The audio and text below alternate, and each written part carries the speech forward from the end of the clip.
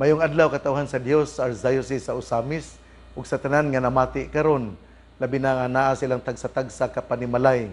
Ako nga timbaya sa atong mga mananagat ug mga mag-uuma. Ako gining gibalik-balik kining mga mananagat ug mag-uuma tungod kay importante kay kini sila nga sektor sa ato nga kinabuhi. Ingon man usab nga na sa mga nagkalilaing mga kooperatiba sa LTMPC, sa paglaom o ingon man usab sa mga nanidag isda sa tanan nga nasa public mall. Akong timbaya kaninyo, hinaut-unta nga kamo ana sa mayong panglawas. Ako pong timbaya sa tanan nga bitabang gayod sa Archdiocese sa Osamis. Salamat kay ninyong tanan, katawhan sa Dios. Ako pong timbaya sa katong gustong musulod sa seminaryo. Ang ato nga opening of classes karon tingali nga Agosto gihapon nga akong hangyoon ko kamo nga mukontak kamo sa college seminary ni Father Banet Cañete, unya ang atong bag-o karon nga vocation director si Father Quincy Jones Ondona diya sa college seminary diri sa St. Mary's Theologate diri sa Gango. Ang atong rector si Father Isagani Husol, unya ang atong procurator, ang atong economos, ang atong bursar si Father Marvin Osminya. Mauna nga karong Agosto mauna ang opening sa seminaryo. Ang ato gud nga mga seminarista kanang ana gyapon na sila sa seminaryo, murag mag-quarantine ra na sila kay kining namang online man gyapon, pero sa theology dili naman sila attached sa usa ka kining sa ato nga gobyerno nga eskwelahan, kundi doon na may autonomous man ang regional, ang seminaryo diri sa Gango, diri sa St. Mary's Theologate. Mao na nga akong giawhag ang katong buot mosulod sa seminaryo, hinautunta nga kamo mo magunahuna nga kamo gitawag unya ang ato nga college seminary anaa sa Banyadero dinhi sa Dakbayan sa Osamis. Ug ang atong rektor mao si Father Giovanni Cañete naa din sa Banyadero, ug ang ato nga Dean of Studies mao si Vocation Director mao si Father Quincy Jones Ondona. Ang ato karong ebanghelyo ning adlaw Miyerkules, Hulyo 8, atong kutloon sumala sa ebanghelyo ni San Mateo. Gitigom ni Hesus ang iyang mga napulog duha ka tinun-an ug gihatagan sila gahom sa paghingilin sa mga daotang espiritu ug sa pag-ayo sa tanang sakit ug balatian. Ang mga ngalan sa napulog duha ka apostoles mao kini: ang una si Simon nga ginganlag Pedro, ug ang iyang igsuon nga si Andres, si Santiago ug ang iyang igsuon nga si Juan, mga anak ni Zebedeo, si Felipe ug si Bartolome, si Tomas ug si Mateo, ang kobrador sa buhis, si Santiago ang anak ni Alfeo ug si Tadeo, si Simon ang patriota ug si Judas Iscariote ang nagbudhi kang Hesus. Kining napulog duha gidala ni Hesus uban ni ining mga pahimangno, ayaw kamo pag-adto sa kayutaan sa mga dili Hudiyo ni sabisan unsang lungsod sa Samaria. Adto hinuon ninyo ang nangawala nga mga karnero sa nasod sa Israel. Lakaw kamo ug isangyaw ang hingpit nga paghari sa Dios. Ebanghelyo sa Ginoo, daygon ikaw o Kristo. Mga igsoon, adlaw karong Miyerkules, Hulyo 8, karon usab mao ang piyesta sa Isabela City, Basilan, ang Santa Isabel de Portugal. Sa pagkatinuod, ang kapistahan sa kalendaryo sa simbahan mao gyud ang Hulyo 4, pero dinha sa Isabela City, Basilan, ang piyesta Hulyo 8. Muna nga happy piyesta mga Isabelenyos. Happy piyesta sa taga Santa Isabel, mga debutos ni Santa Isabel de Portugal. Diha ako na-assign isip obispo sulod sa 14 katuig o ingon man usab sa kinatibuk-an nga pag-alaga diha sa Basilan sa sulod sa 33 katuig. So to the Basileños, to the Isabeleños, devotees of Santa Isabel, happy fiesta. Ako po nga greetings, birthday greetings ni Bishop Isabelo Abarquez nga nagsaulog siyang birthday karong adlaw, Hulyo 8. Happy birthday, Bishop Isabelo Abarquez. Ang atong ebanghelyo karon gahisgot bahin sa napulog duha nga gitawag ni Hesus. Ang ebanghelyo nagsugod, nagsaysay sa pag-ingon, gitigom ni Hesus ang iyang napulog duha ka tinun-an o gihatagan sila gahom sa paghingilin sa mga daotang espiritu o sa pag-ayo niini. Sa ato pa di ay, ang role gyud di ay sa napulog duha, mao gyud di ay ang pag-ayo. Sa ato pa di ay, Jesus gave them authority in order to heal spiritually. Mao gyud kini ang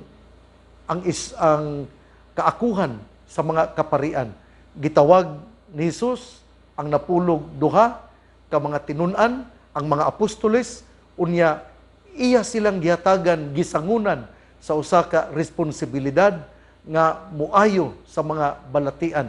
Unya importante gyud kaayo nga ato kining hinumduman nga ang kining maong mga responsibilidad gihatag sa mga obispo o arsobispo kay mao man kini ang gitugyanan sa mga nga nahimong apostoles, nahimo man nga sumusunod sa mga apostoles ang mga obispo. Muna nga ang usa ka simbahan mamahimo lamang nga kumpleto kun naa ang obispo. Muna nga kamo sayod nga dunay gyud tay mga kada diocese dunay gyud obispo. Ang panalita ron diha sa Dipolog tungod kay naaman ang iya nga katedral na sa Dipolog, ang whole Zamboanga del Norte gitawag og Diocese of Dipolog. Ang dinapod sa whole province of Zamboanga del Sur naapod sa Pagadian tungod kay ang katedral naa sa Pagadian. Ang dinapod sa panalitan ron diha sa Zamboanga Sibugay, ang seat of the cathedral is in Ipil. Mao na nga gitawag kana og Diocese of Ipil. Asa gali ang katedral maupod kana ang seat sa obispo ug maupod na ang gitawag nila nga maupod kana tawgon nga diocese sa Ipil, Archdiocese of Ozamis. Tungod kay ang katedral naaman sa Ozamis. Kung dito pa ang katedral sa Oroqueta, tawgon unta kita og Archdiocese of Oroqueta. Pero tungod kay ang katedral ni aman diri sa Ozamis mo nang gitawag og Archdiocese sa Ozamis. Sa tibuok nga Misamis Occidental usara ang katedral ug kini nahimutang dinhi sa Ozamis City, dakbayan sa Ozamis. That is why we can only say that this is the diocese because this is where the cathedral is found.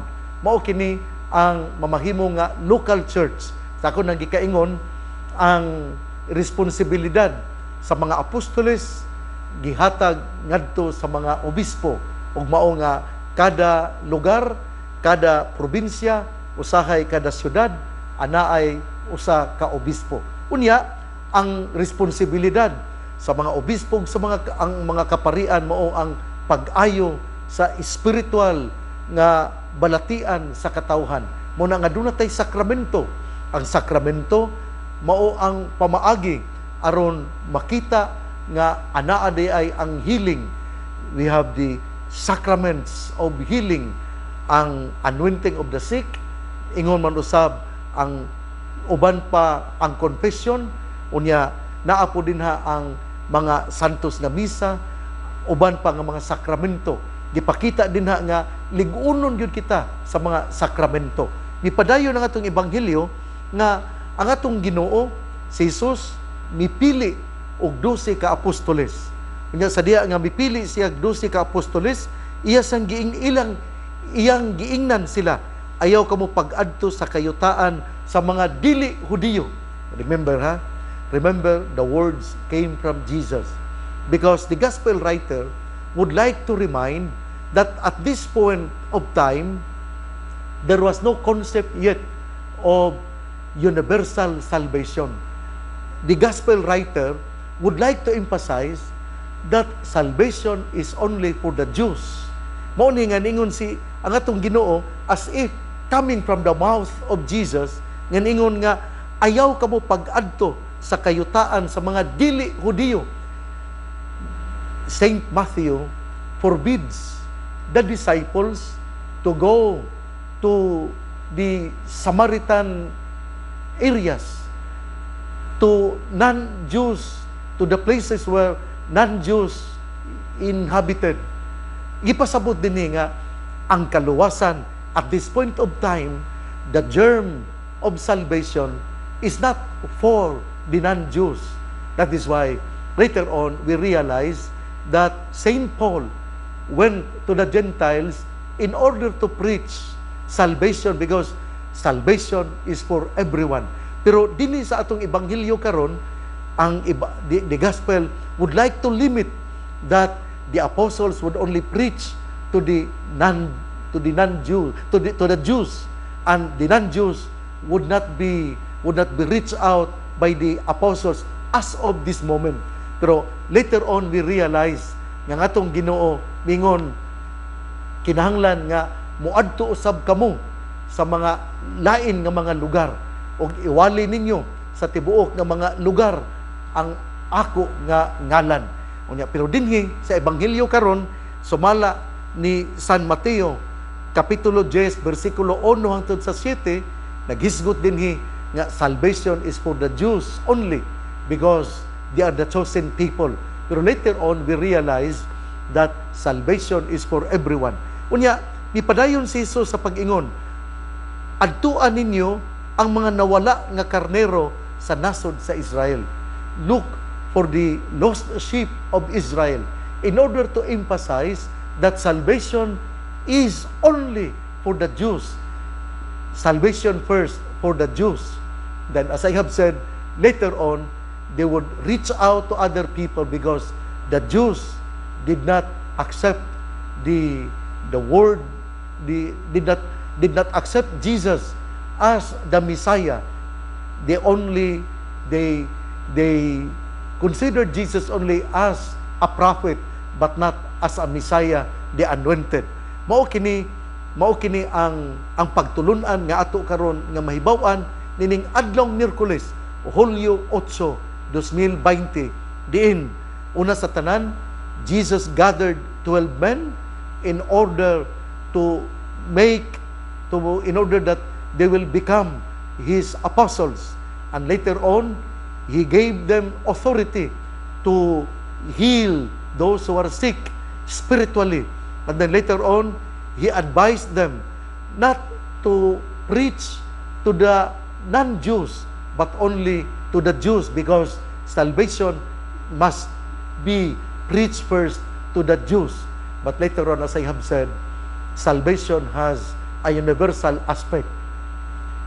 Igsuon, maugyod kini ang ato nga pagtulunan karong adlaw nga si Jesus mi pundok og katawhan aron mo padayon sa iyang misyon nga mao ang misyon sa pagsabwag sa balita sa gugma, nga ang Ginoo mao ang tuburan sa kaluwasan, nga ang Ginoong Hesus mao ang tuburan sa gugma, ug siya gayud naningkamot nga aron madala ang maong pagsangyaw ngadto sa tibuok nga suok sa kalibutan.